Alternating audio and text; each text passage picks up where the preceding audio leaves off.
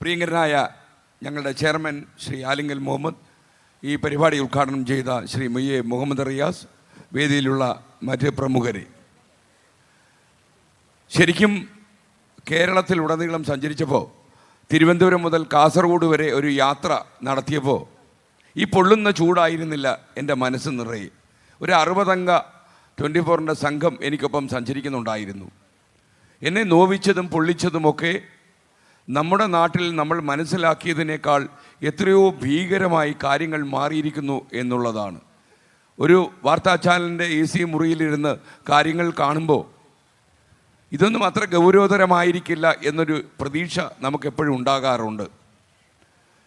എന്നാൽ ഒരു 2-3 ജില്ലകൾ കഴിഞ്ഞപ്പോൾ നമുക്ക് മനസ്സിലായ ഒരു കാര്യം, കേരളം നമ്മൾ മനസ്സിലാക്കിയതുപോലെയല്ല ഇപ്പോൾ സഞ്ചരിക്കുന്നത്. ഒരു കാര്യം ഞാൻ നിങ്ങളോട് ഉറപ്പിച്ചു പറയാം, ഈ 14 ജില്ലകളിലെ മിക്കവാറും എല്ലാ താലൂക്കുകളിലൂടെയും ഞങ്ങൾ കടന്നുപോയി കഴിഞ്ഞതിന് ശേഷം നിങ്ങളുടെ നെഞ്ചിൽ തീക്കൊള്ളി കൊണ്ട് എഴുതി സൂക്ഷിക്കേണ്ട ഒരു കാര്യം ഞാൻ പറയാം. കേരളത്തിലെ ഒരു പ്രദേശം പോലും ഈ രാസലഹരിയിൽ നിന്ന് ഇപ്പോൾ മുക്തമല്ല. സ്കൂൾ വരാന്തകളിലൊക്കെ പരീക്ഷാക്കാലത്ത് ചോക്ലേറ്റും കൂൾ മിഠായി എന്നൊക്കെ പറഞ്ഞ സാധനം കുട്ടികൾക്ക് നീട്ടുമ്പോൾ ഈ മയക്കുമരുന്ന് വ്യാപാരികൾ പറയുന്ന ഒരു കാര്യമുണ്ട്. പരീക്ഷയ്ക്ക് വേണ്ടി പഠിച്ചതും ഹൃദിസ്ഥമാക്കിയതും അതേപോലെ ഉത്തരക്കടലാസിൽ കൊടുക്കാനും ഒരു കാര്യവും മറന്നുപോകാതെ പരീക്ഷയിൽ ഉന്നത വിജയം കരസ്ഥമാക്കുവാനും നിങ്ങളുടെ തലച്ചോർ കുറച്ചുകൂടെ വൈഭവം കാണിക്കാനുമൊക്കെ നിങ്ങൾക്ക് കഴിയുന്ന പ്രേരിപ്പിക്കുന്ന ശക്തിയാകുന്ന ഒരു മിഠായിയാണ് കൂൾ മിഠായി. പരീക്ഷ എന്ന് കേൾക്കുമ്പോൾ ആദ്യമുള്ള കുട്ടികൾ ഈ മിഠായി വാങ്ങി കഴിക്കുന്നു. 3-4 പരീക്ഷ കഴിഞ്ഞ് 4-5 മിഠായി ഉള്ളിൽ കടന്നു കഴിയുമ്പോൾ ഈ മിഠായിക്ക് അവർ അഡിക്റ്റ് ആകുന്നു. പിന്നീട് ഈ മയക്കുമരുന്ന് വ്യാപാരിയെ തേടി നടക്കുന്നു ഈ കുട്ടികൾ. എന്തൊരു ചതിയാണെന്ന് ആലോചിക്കുക. കഞ്ചാവ് വലിക്കുന്ന ആളുകൾ പറയാറുണ്ട്, അവരുടെ തലച്ചോറ് ഷാർപ്പാകാനും നിശിതമാകാനും കഞ്ചാവ് ഉപകരിക്കുമെന്ന്.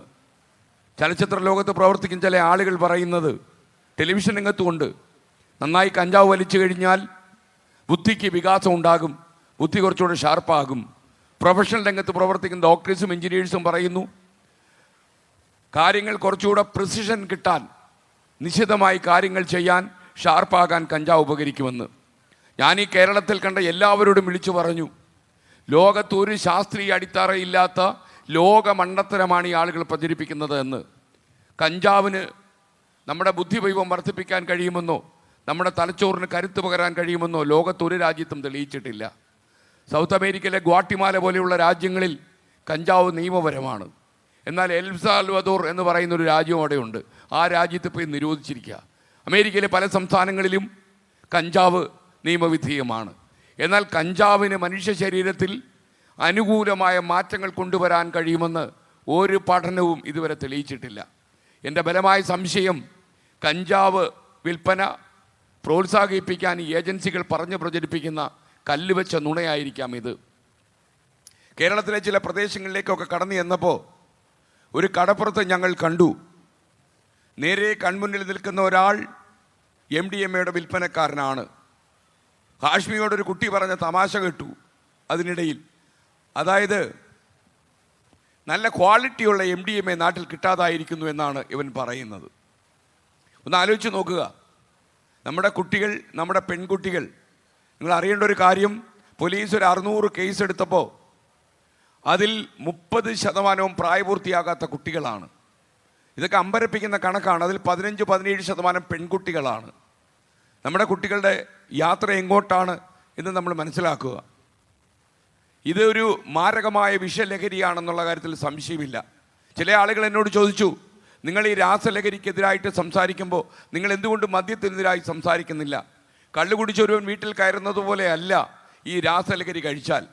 നിങ്ങൾക്കറിയാം, ബ്രൗൺ ഷുഗറും കൊക്കൈനും ഇതേപോലെ LSDയും കഞ്ചാവും ഹൈബ്രിഡ് കഞ്ചാവും ഒക്കെ കേരളത്തിലൊരു സാധാരണ പദമായത് എപ്പോഴാണ്? കോവിഡ് കാലം കഴിയുമ്പോഴാണ് നമ്മുടെ നാട്ടിലെ ആളുകൾ കുറേശ്ശെയായി രാസലഹരിയിലേക്ക് നീങ്ങി തുടങ്ങിയത്. ഞാൻ ഒരുപാട് നീട്ടുന്നില്ല, കാര്യം ഞാൻ ഈ കഴിഞ്ഞ 31 ദിവസങ്ങളിലായി പറഞ്ഞുകൊണ്ടേയിരിക്കുകയായിരുന്നു ഇത്. ഞാൻ അമ്പരന്നുപോയി, എൻ്റെ വാർത്താസംഘം നടുങ്ങിപ്പോയി. കാരണം നമ്മൾ AC മുറിയിലിരുന്ന് വായിച്ചു വിട്ട വാർത്തകളെക്കാൾ യാഥാർത്ഥ്യം ഒരുപാട് അകലെയാണ്. എനിക്ക് കേരളത്തെ ചിലയിടങ്ങളിൽ മനസ്സിലായില്ല. ഇതാണോ എൻ്റെ മണ്ണ്? എനിക്ക് പിറന്ന ഈ മണ്ണ് എപ്പോഴാണ് ഇങ്ങനെ മാറിയത്? നിങ്ങൾ ഓരോരുത്തരും ചങ്കിൽ കൈവച്ച് ചോദിക്കണം. ഈ നാടിനെ കുട്ടിച്ചോറാക്കാൻ വലിയൊരു സംഘം ആളുകൾ ഈ നാട്ടിൽ നടക്കുന്നുണ്ട്. അതെല്ലാം മലയാളികളാണ്. കർണാടകം പോലെയുള്ള സംസ്ഥാനങ്ങളിൽ പോയി ബാഗ് നിറയെ രാസലഹരിയുമായി കേരളത്തിലെത്തി ഓരോ കുട്ടികളെ തേടി നടന്ന് കുരുന്നുകളെ കൊലയ്ക്ക് കൊടുക്കുന്ന വലിയൊരു മാഫിയ സംഘം. വിദേശ നാടുകളിൽ തായ്ലൻഡിലിരുന്ന് ഈ നെറ്റ്വർക്ക് നിയന്ത്രിക്കുന്ന മാഫിയ സംഘത്തേക്കാൾ വലിയ അപകടകാരികളാണ് ഇവർ. ആകാശം മുട്ടയുള്ള ഒരു വീട് നിർമ്മിച്ചു വയ്ക്കുവാനോ അതല്ലെങ്കിൽ സ്വന്തം ജീവിതം ഭംഗിയാക്കാനോ തൊട്ടയലത്തുള്ള കുഞ്ഞിൻ്റെ ജീവിതം വലിച്ചു കീറുകയാണ് ഈ നരാധമൻ, ഈ നെറികെട്ടവൻ ചെയ്യുന്നത്. ഇവരോടൊന്നും അനുതാപം കാണിച്ചിട്ടൊരു കാര്യമില്ല. നമ്മുടെ ക്ഷമയ്ക്കും ഒരു അതിരുണ്ടെന്ന് അവർ അറിയണം. കോഴിക്കോട്ടെ ഈ പരിശുദ്ധമായ മണ്ണിൽ, ചരിത്രമുറങ്ങുന്ന ഈ മണ്ണിൽ നിന്ന് ഒരു കാര്യം ഞാൻ പറയുന്നു. എനിക്കൊക്കെ ചില ഭീഷണികളൊക്കെ വന്നിട്ടുണ്ട്. ഞാനതൊന്നും മൈൻഡ് ചെയ്യുന്നില്ല. ഞാനൊരു ധീരയായ ഒരു പഞ്ചായത്ത് പ്രസിഡന്റിനെ ഒരു സ്ഥലത്ത് വെച്ച് കണ്ടു. അതായത് ഇവരുടെയൊക്കെ പൊന്നാപുരം കോട്ടകളിൽ നേരിട്ട് കടന്നു ചെന്ന് നിന്റെ ലഹരി വ്യാപനം നിർത്തിയില്ലെങ്കിൽ കായികമായി ഡീൽ ചെയ്യാൻ പോലും ഞാൻ തയ്യാറാകുമെന്ന് പറഞ്ഞ ഒരു പഞ്ചായത്ത് പ്രസിഡന്റ്. അവരോട് എനിക്ക് വലിയ ബഹുമാനം തോന്നി. അവർ മർദ്ദിക്കണമെന്ന് ഞാൻ പറഞ്ഞില്ല. എന്നാൽ ഒരു സ്ത്രീക്ക് ചെയ്യാൻ കഴിയുന്നതിൽ ഏറ്റവും മഹത്തരമായ കാര്യമാണ്. അവരെന്നോട് വേദിയിലിരിക്കുമ്പോൾ എൻ്റെ ചെവിയിൽ പറഞ്ഞൊരു കാര്യമുണ്ട്. സാറേ, ധൈര്യശാലി ഒരിക്കലല്ലേ മരിക്കൂ, പീരുവല്ലേ ഒരുപാട് തവണ മരിക്കുക എന്ന്. നമ്മുടെ അമ്മമാർ ധൈര്യം കാണിക്കുന്നുണ്ട്. ഈ യാത്രയുണ്ടാക്കിയ ഏറ്റവും വലിയ ഫലം എന്താണ് എന്ന് നിങ്ങളോട് എന്നോട് ചോദിച്ചാൽ ഞാൻ ഒരു കാര്യം ഉറപ്പിച്ചു പറയും. അമ്മമാർ പോലീസ് സ്റ്റേഷനിൽ വിളിച്ചു പറയുന്നു, എൻ്റെ മകൻ MDMAക്ക് അഡിക്റ്റാണ്, ഇവനെ ഒന്ന് അറസ്റ്റ് ചെയ്ത് കൊണ്ടുപോകൂ. നിങ്ങൾക്കറിയാമോ, ഈ MDMA എന്ന് പറയുന്ന സാധനം കഴിക്കുന്ന ഒരാളിന് 7 കൊല്ലമായിരിക്കും ആയുസ്. പല്ലൊക്കെ ദ്രവിച്ചു പോകും, ഷേപ്പ് തെറ്റും, കണ്ണുകൾ പുറത്തേക്ക് ഇറങ്ങി വരും. 7 കൊല്ലം ചത്തതിനൊക്കുമേ ജീവിച്ചിരിക്കണം എന്ന രീതിയിൽ 7 കൊല്ലം, 90-95 കൊല്ലക്കാലം ഈ മണ്ണിൽ ജീവിക്കാൻ ഭാഗ്യമുള്ള ഒരാളാണ് തൻ്റെ കൈക്കരുത്ത് കൊണ്ടും തൻ്റെ അഹങ്കാരം കൊണ്ടും ഒരുപക്ഷെ വിവരക്കേട് കൊണ്ടും തൻ്റെ ജീവിതം കശക്കിയെറിയുന്നത് 7 കൊല്ലത്തിലേക്ക്. നമ്മുടെ അമ്മമാർക്ക് കണ്ണീരാണ്. കേരളത്തിലെ പല വീടുകളിലും അവർക്ക് ഉറങ്ങാൻ കഴിയുന്നില്ല. തൊട്ടപ്പുറത്തെ മുറിയിൽ കിടക്കുന്ന മകൻ, പേറ്റുനോവ് അനുഭവിച്ച ഒരു ഉമ്മയ്ക്ക് അപ്പുറത്തെ മുറിയിൽ കിടക്കുന്ന മകൻ തൻ്റെ വാതിൽ ചവിട്ടിപ്പൊളിച്ച് കൊലക്കത്തിയുമായി കയറി വരുമെന്ന് ഭയക്കുന്ന ഒരു കാലം. ക്ലാസ്സിൽ മുറി നിൽക്കുന്ന അധ്യാപിക സാരി ഉടുത്ത് നിന്നാൽ അവർക്കെതിരെ വൃത്തികെട്ട കമൻറ്റുകൾ പറയുന്ന കുട്ടികൾ. ഇതൊക്കെ നമ്മുടെ നാട്ടിന് എത്ര താങ്ങാൻ കഴിയും? അധ്യാപകർക്കെതിരെ കേസ് കൊടുത്ത മാതാപിതാക്കൾ ചിലപ്പോൾ ഇതിനിടയിൽ ഉണ്ടാകും. നിങ്ങൾ ഒരു കാര്യം മനസ്സിലാക്കണം, എപ്പോഴും നമ്മൾ അധ്യാപകനെ ഒറ്റപ്പെടുത്തിയോ, അധ്യാപകൻ്റെ മേൽ നമ്മൾ പഴി കണ്ടെത്തിയോ, അധ്യാപകനെന്ന് പ്രധാന ജോലി മാറ്റിവെച്ചു. ഈ കുട്ടികളുടെ കാര്യത്തിൽ ഞാൻ ഇടപെടുന്നേ ഇല്ലെന്ന് പറഞ്ഞു. അങ്ങനെ മാറി നിൽക്കരുത് അധ്യാപകർ ചൂരലെടുക്കണം. കേരള ഹൈക്കോടതി നമ്മുടെ നാട്ടിലെ പരശതം അധ്യാപകരോട് പറഞ്ഞത് അത് തന്നെയാണ്. കുട്ടികളെ ശാസിക്കാനും അവരുടെ കവിളത്തു നുള്ളാനുമുള്ള ആ അധികാരം, ശാസനയുടെ അധികാരം അധ്യാപകർ വീണ്ടും സ്വന്തമാക്കണം. അധ്യാപകർ ഒരു ജോലിയായി അതിനെ കാണാൻ പാടില്ല. ഞാനും കുറച്ചു കാലം മാഷായിരുന്ന ഒരാളാണ്. ഇതൊരു സേവനമാണ്. അധ്യാപകന് നേരെ കേസെടുക്കരുതെന്നും ആവശ്യമുണ്ടെങ്കിൽ മാത്രമേ കേസെടുക്കാൻ പാടുള്ളൂ എന്നും കേരള ഹൈക്കോടതി പറഞ്ഞത് സഹികെട്ടാണ് എന്ന് നമ്മൾ തിരിച്ചറിയുക. വീടുകളിൽ എന്താണ് നടക്കുന്നത്? വീടുകളിൽ നമ്മൾ സ്മാർട്ട് ഫോണുകൾ വാങ്ങിച്ചു കൊടുത്തു കുട്ടികൾക്ക്. എന്നാൽ മുറിക്കുള്ളിൽ അടച്ചിരുന്ന് ടെക്നോളജിയുമായി അവൻ ഏറ്റുമുട്ടുകയാണോ? 17-18 മണിക്കൂറും വാട്സപ്പ് വഴി അവൻ ആരോടാണ് ചാറ്റ് ചെയ്യുന്നത് എന്ന് നമ്മൾ അന്വേഷിക്കുന്നില്ല. വീടുകളിൽ സ്നേഹമെന്നൊരു സാധനം അപ്രത്യക്ഷമായി തുടങ്ങി. തീന്മേശകളിൽ കുട്ടികളോട് സംസാരിക്കുന്നില്ല. വാട്സപ്പിൽ ഒരിക്കലും പരിചയമില്ലാത്തവനെ കണ്ടുമുട്ടുമ്പോൾ അവനോട് ചാറ്റ് ചെയ്ത് സായുജ്യം കണ്ടെത്തുന്ന കുട്ടികൾ വലിയൊരു തലമുറയായി പടരുകയാണ് നമ്മുടെ സംസ്ഥാനത്ത്. നിങ്ങളോട് ഞാൻ ഒരു കാര്യം പറയാം, നമുക്ക് ഈ അപകടം ഒരു 3 മാസം കൊണ്ട് ചെറുക്കാൻ കഴിഞ്ഞില്ലെങ്കിൽ വലിയൊരു ആപത്തിലേക്ക് കേരളം പോകും. നിങ്ങൾ ആരെങ്കിലും എൻ്റെ കുട്ടികൾ മര്യാദരാമന്മാരാണ്, അവരെ എനിക്ക് ഭയക്കേണ്ട ആവശ്യമില്ല എന്ന് കരുതി സമാധാനത്തുള്ള വീട്ടിലേക്കെന്നെങ്കിൽ നിങ്ങൾക്ക് തെറ്റി. നിങ്ങളുടെ കണക്കൂട്ടൽ പിഴയ്ക്കാൻ ഒരുവൻ വരും.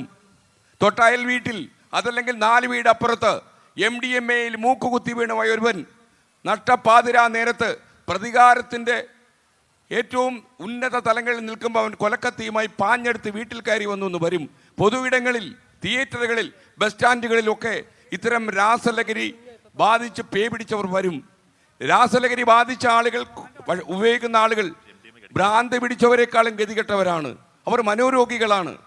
ഈ യാത്രയ്ക്കിടയിൽ ചില ഡി അഡിക്ഷൻ സെൻ്ററുകളിൽ ഞാൻ നേരിട്ട് പോയി. എന്താണ് ഈ MDMA പോലുള്ള രാസലഹരി ഒരാളിൽ വരുത്തുന്ന മാറ്റമെന്നറിയാൻ നമ്മൾ അമ്പരന്ന് പോകും. ഈ സിന്തറ്റിക് ലഹരി ഉപയോഗിക്കുന്നത് സ്വന്തം ജീവിതം തകർത്ത് തരിപ്പണമാക്കാനാണ് എന്ന തിരിച്ചറിവ് പോലുമില്ലാതെ 14-15 വയസ്സ് പ്രായമുള്ള കുട്ടികൾ. നിങ്ങൾക്കറിയാമോ, ആലത്തൂരിൽ പോലീസ് സ്റ്റേഷനുണ്ട്. ഇന്ത്യയിലെ ഏറ്റവും നല്ല പോലീസ് സ്റ്റേഷൻ എന്നുള്ള പുരസ്കാരം കിട്ടിയ പോലീസ് സ്റ്റേഷനാണത്. അവിടുത്തെ SHO പറയുന്നു, 4ാം ക്ലാസ് പഠിക്കുന്ന ഒരു വിദ്യാർത്ഥി MDMAക്ക് ഇവിടെ അഡിക്റ്റാണ് എന്ന്. 4ാം ക്ലാസ് 9 വയസ്സ് മാത്രമേ പ്രായമുള്ളൂ. 9ാം വയസ്സ് കാണുന്ന കുട്ടി ഇതേപോലുള്ള രാസലഹരി കഴിച്ച് മറ്റൊരു അപകടം കൂടി ക്ഷണിച്ചു വരുത്തുന്നു. കൊച്ചിയിലെ ലിസി ആശുപത്രിയിലെ കാർഡിയോളജിസ്റ്റ് ഡോക്ടർ ജോ ജോസഫ് അദ്ദേഹം ഞങ്ങളോട് പറഞ്ഞൊരു കാര്യമുണ്ട്. കുട്ടികൾക്ക് അകാലത്തിലേക്ക് ഹൃദയാഘാതം വരാൻ സാധ്യതയുണ്ട്, കാർഡിയാക് അറസ്റ്റ് വരാൻ സാധ്യതയുണ്ട്. ഇത്തരം മാരകമായ പാഷാണം താമരശ്ശേരിയിൽ നിങ്ങൾ കണ്ടല്ലോ. MDMAയുടെ പാഷാണ പൊതി ഒരാളുടെ ആമാശയത്തിൽ കിടന്ന് പൊട്ടിയപ്പോൾ അയാൾ ചത്തുപോയി. അത്ര മാരകമായ ഒരു രാസലഹരിയാണ് കേരളത്തിൽ പ്രവഹിക്കുന്നത്. വയനാട്ടിലെ ഒരു കർണാടകവും തമിഴ്നാടും വേർതിരിക്കുന്ന, കർണാടകവും കേരളവും വേർതിരിക്കുന്ന ഒരു സ്ഥലത്ത് ബാവലി പള്ളിയിൽ ഞങ്ങളൊരു കാര്യം കണ്ടു. 10,000 പോകുന്ന പള്ളിയാണ് ഈ ബാവലി പള്ളി. ഈ ബാവലി പള്ളിയിൽ ഒരു MDMAക്കാരൻ പറയുന്നു, 1 മണിക്കൂർ വെയിറ്റ് ചെയ്യാമെന്നുണ്ടെങ്കിൽ സാധനം ഞാൻ ഇവിടെ എത്തിച്ചു തരാമെന്ന് ഞങ്ങളോട് തന്നെ പറയുന്നു. നിങ്ങളൊന്ന് ആലോചിച്ച് നോക്കുക. അവിടെ എക്സൈസ് ഉദ്യോഗസ്ഥന്മാർക്ക് കയറി നിൽക്കാൻ നല്ലൊരു സ്ഥലം പോലും നമുക്ക് കൊടുക്കാൻ കഴിഞ്ഞിട്ടില്ല. രാവിലെ 6 മണിക്ക് വരുന്ന ഒരു ഉദ്യോഗസ്ഥൻ രാത്രി 8 മണി വരെ ഈ ബാവലി പള്ളിക്ക് മുന്നിൽ നിൽക്കുകയാണ്. 10,000 ആളുകളാണ് ഈ ആ വനപ്രദേശ ഊടുവഴികൾ വഴി നമ്മുടെ നാട്ടിലേക്ക് മാരകമായ ലഹരികൾ കടത്തിക്കൊണ്ട് വരുന്നത്. നമ്മൾ വളരെ വളരെ വേഗത്തിൽ പ്രവർത്തിക്കേണ്ട സമയമായി. ഒരു ദിവസം കേരളത്തിൽ ഇപ്പോൾ 700-ലധികം ആളുകൾ ഈ രാസലഹരിക്ക് വിധേയമായിക്കൊണ്ടിരിക്കുകയാണ്. അതിൽ കുട്ടികൾ വളരെ കൂടുതലാണ്, പെൺകുട്ടികൾ വളരെ കൂടുതലാണ്. ഇതൊക്കെ കേരളത്തെ തകർത്ത് കളയും. ഒരു ഇംഗ്ലീഷ് പത്രത്തിൽ ഒരു 8 കോളം ടൈറ്റിൽ വന്ന് നിങ്ങൾ ശ്രദ്ധിച്ചോന്ന് അറിയില്ല, Kerala the drug capital of India. ഇതൊക്കെ പ്രചരിക്കുകയാണെങ്കിൽ നമ്മുടെ നാടിൻ്റെ അന്തസ്, നമ്മൾ ഉയർത്തിവിട്ടിയ അന്തസ് തകർന്ന് തരിപ്പണമായി പോകും. നമ്മുടെ പുതിയ തലമുറ, നമ്മുടെ കുരുന്നുകൾ കൊല ചെയ്യപ്പെടും. ഇനി നമുക്ക് വിശ്രമിക്കാൻ ഇടമില്ല. ഞങ്ങൾ ഈ യാത്ര ഇവിടെ അവസാനിപ്പിക്കുന്നില്ല. എനിക്കറിയാം, എന്നെ കെട്ടിപ്പിടിച്ച് കരഞ്ഞ അമ്മ, ആറന്മുള ക്ഷേത്ര നടയിൽ നിന്ന് ആകാശമുട്ട ഉച്ചത്തിൽ വിളിച്ചു പറഞ്ഞൊരു അമ്മ, സ്വന്തം മകൻ്റെ കാര്യം വിളിച്ചു പറഞ്ഞ ഒരുപാട് ഉമ്മമാർ, വീട്ടിൽ കിടന്നുറങ്ങാൻ സമാധാനമില്ലെന്ന് പറഞ്ഞ പിതാക്കന്മാർ, ഇവരൊക്കെ യഥാർത്ഥത്തിൽ എൻ്റെ നെഞ്ചിലിങ്ങനെ ചവിട്ടി കയറിക്കൊണ്ടിരിക്കുകയാണ് ഓരോ ദിവസം ചെല്ലും തോറും. നിങ്ങൾക്കറിയുമെന്നറിയില്ല, നിങ്ങൾ അവർക്ക് ചെവി ഓർക്കാൻ തയ്യാറാണെങ്കിൽ സ്വകാര്യ നിമിഷങ്ങളിൽ അവർ നിങ്ങളോട് പങ്കുവയ്ക്കും. ചെല്ല് പറയുന്നു, വീടിൻ്റെ അന്തസ്സും തറവാടിൻ്റെ മഹിമയും കൊണ്ട് എനിക്കിത് പുറത്തു പറയാൻ കഴിയുന്നില്ല. നിങ്ങൾ ഒരിക്കലും അങ്ങനെ ചിന്തിക്കരുത്. സ്വന്തം കുട്ടി ഇത്തരം പാഷാണങ്ങൾ കഴിച്ച് അകാല ചരമമടയുന്നതിനേക്കാളും വലുതാണോ നിങ്ങളുടെ തറവാടിൻ്റെ അന്തസ്? കുട്ടിക്ക് എന്തെങ്കിലും പ്രശ്നമുണ്ടെങ്കിൽ നിങ്ങൾ സൈക്കാട്രിസ്റ്റിനെ കാണണം, ആശുപത്രിയിൽ കൊണ്ടുപോകണം. നമ്മുടെ ചെയർമാൻ പറഞ്ഞു, കേരളത്തിൽ ഡി അഡിക്ഷൻ സെൻ്ററുകൾ ഉണ്ടാക്കാൻ അബീർ ഗ്രൂപ്പ് തയ്യാറായിരിക്കും. 24 ഉണ്ടാകും അതിൻ്റെ പിന്നാലെ. നമ്മുടെ നാട്ടിൽ ഒരുപക്ഷെ നമ്മൾ ഇപ്പോൾ കാര്യമായി പ്രവർത്തിക്കുന്നില്ല എങ്കിൽ ഓരോ പഞ്ചായത്തിലും ഓരോ ഡി അഡിക്ഷൻ സെൻ്റർ തുറക്കുന്ന കാലം വിദൂരമല്ല. തുള്ളിക്കളിച്ച് തുമ്പിയെപ്പോലെ പാറി നടക്കുന്ന ചെറിയ കുഞ്ഞുങ്ങൾ പോലും മാരകമായ രാസലഹരിയിൽ മൂക്കുകുത്തി വീഴുന്നൊരു സാഹചര്യം. അതുകൊണ്ട് നമ്മൾ പറയണം, നമ്മുടെ തൊട്ടയലത്തോ നമ്മൾക്ക് പരിചയമുള്ള ഇടങ്ങളിലോ ഏതെങ്കിലും ഒരുവൻ രാസലഹരി വിൽപ്പനക്കാരനാണെന്ന് മനസ്സിലാക്കിയാൽ ഇന്ത്യൻ ഭരണഘടനയിൽ ഒരു പൗരന് വൃത്തികേട് കാണിക്കുന്നവനെ തടഞ്ഞു നിർത്താനുള്ള അധികാരമുണ്ട്, അവകാശമുണ്ട് എന്നുള്ള ഒരൊറ്റ കാര്യത്തിൻ്റെ പേരിൽ നിങ്ങൾ പോലീസിനെ വിളിച്ചു വരുത്തണം.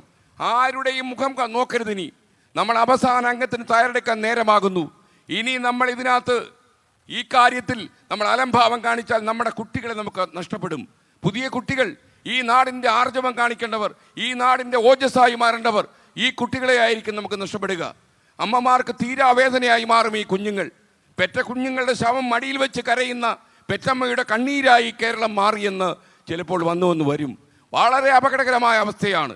30% ആളുകൾക്ക് മാത്രമേ ഇതുണ്ടാകൂ എന്ന് വിശ്വസിച്ചെങ്കിൽ 300% കേരളത്തിൻ്റെ അവസ്ഥ. ഞങ്ങൾ മുഖ്യമന്ത്രിക്ക് റിപ്പോർട്ട് തയ്യാറാക്കി കൊടുക്കുമ്പോൾ അതിൽ 2 ഭാഗങ്ങളുണ്ടാകും. ഒരു ഗവേഷണ സംഘം ഞങ്ങളുടെ കൂടെ യാത്ര ചെയ്യുന്നുണ്ടായിരുന്നു.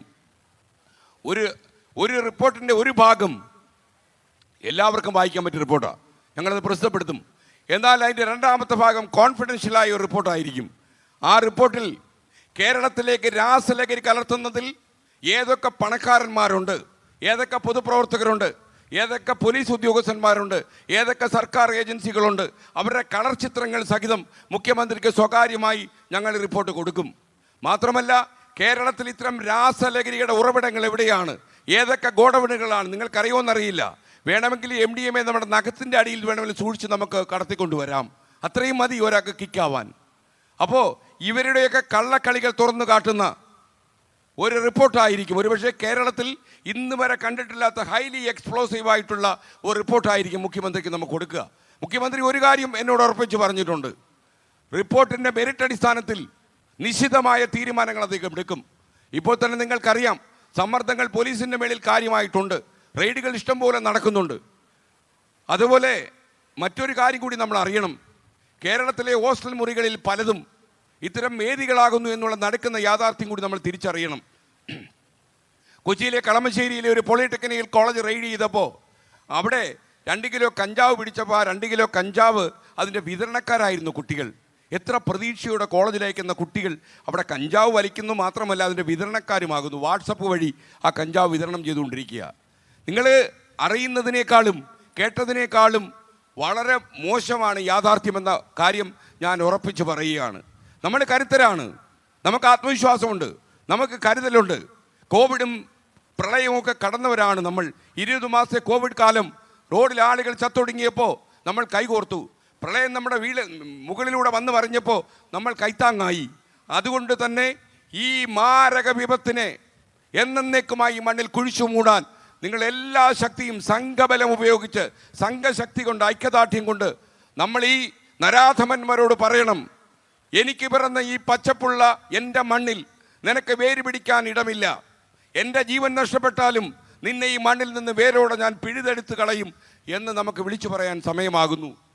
നിങ്ങൾ 32 ദിവസം വെയിൽ കൊണ്ടെന്നൊക്കെ ചില ആൾക്കാർ എന്നോട് പറയുന്നുണ്ട്.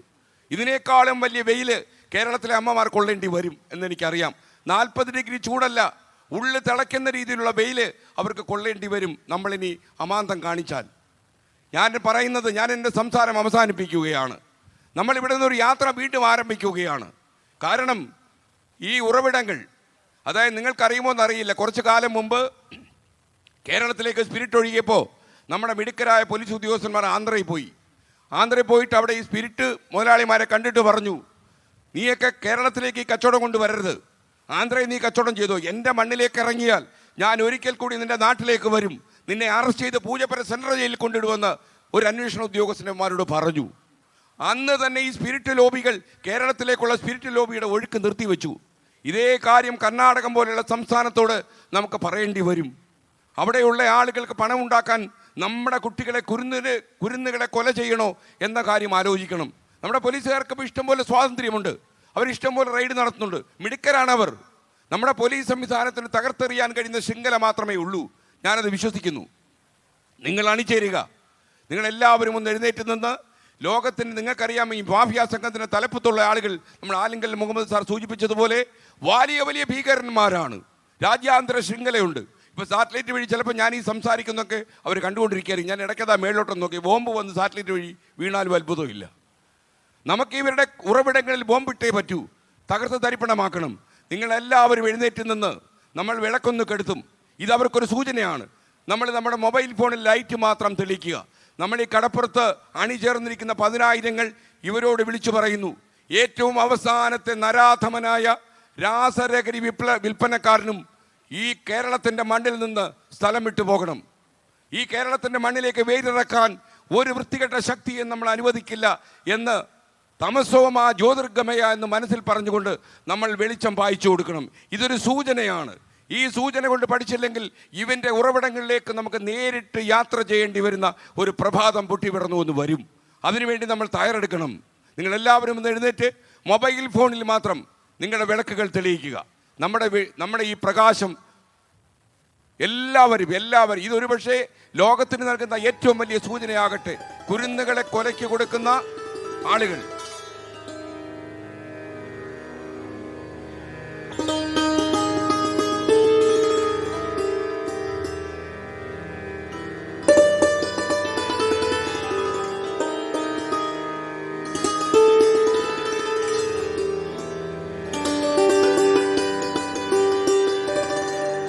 Okay thank you.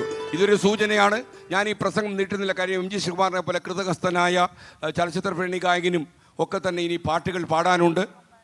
അതുപോലെ സ്റ്റീഫൻ ദേവസി വന്നിട്ടുണ്ട്, അഹം ബാൻഡ് ഇവിടെ എത്തിയിട്ടുണ്ട്, നമ്മുടെ കുട്ടികൾ എത്തിയിട്ടുണ്ട്. അപ്പോൾ ഇവരുടെ എല്ലാം ആവേശോജ്വലമായ സംഗീതം നിങ്ങൾക്ക് ആസ്വദിക്കാൻ കഴിയും. അപ്പോൾ നമ്മൾ ഒരുപക്ഷെ നിങ്ങൾ എന്നോട് കാണിച്ച യാത്രയിലുടനീളം എന്നോട് കാണിച്ച സ്നേഹത്തിനുമൊക്കെ നന്ദിയുണ്ട്. പല വീടുകളിലും അവരെ കൃത്യമായിട്ട് നമ്മളെ ഭക്ഷണം കഴിപ്പിച്ച് വിട്ട വീടുകളുണ്ട്.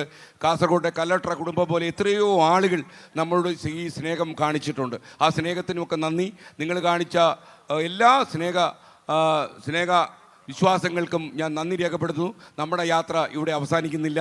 അപ്പോൾ നിങ്ങൾക്ക് എല്ലാവർക്കും ഒരിക്കൽ കൂടി നന്ദി.